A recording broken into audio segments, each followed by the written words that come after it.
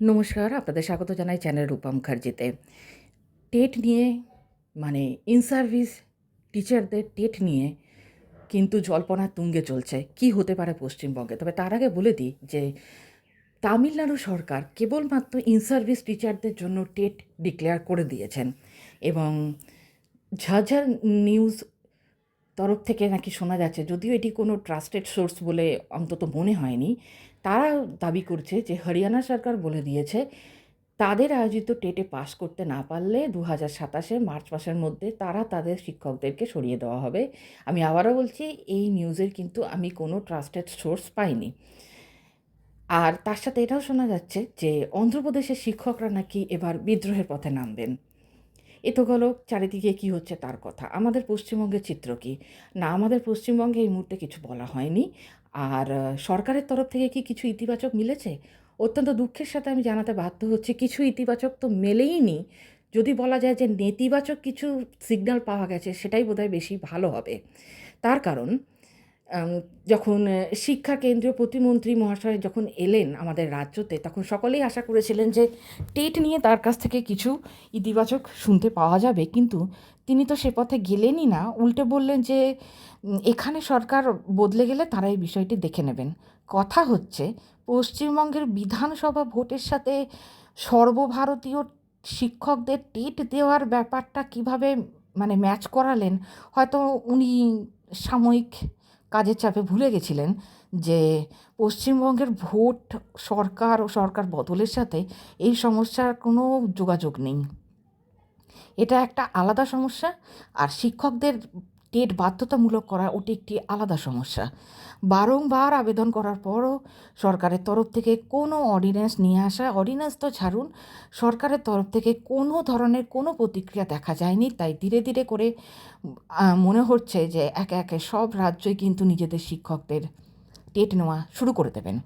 আমাদের রাজ্যে এই মুহূর্তে ভোট যেহেতু সামনে রয়েছে, তাই হয়তো এই মুহূর্তে টেটের ডিক্লারেশন হবে না। যদিও 2026 সালের মার্চ মাসের মধ্যে আপার প্রাইমারি টেটটি নেওয়ার একটা আদেশ মাফ করবেন, হাইকোর্টের তরফ থেকে ছিল।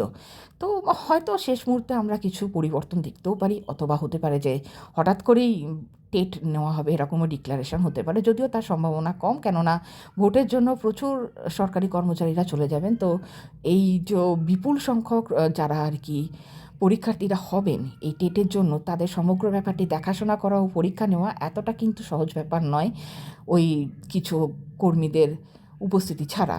তো নিশ্চয়ই বুঝতে পারছেন, ভোটের পরবর্তীকালে সরকার নিশ্চয়ই এরকম কোনো ধরনের কোনো না কোনো অ্যানাউন্সমেন্ট করবেনই। তাই নিশ্চিন্তে থাকার কথা আমি বলছি না। আমি আগেরবারেও বলেছি, অনেকেই বিরূপ মন্তব্য করেছেন। দেখুন, আমাকে কিছু বলে কোনো লাভ নেই।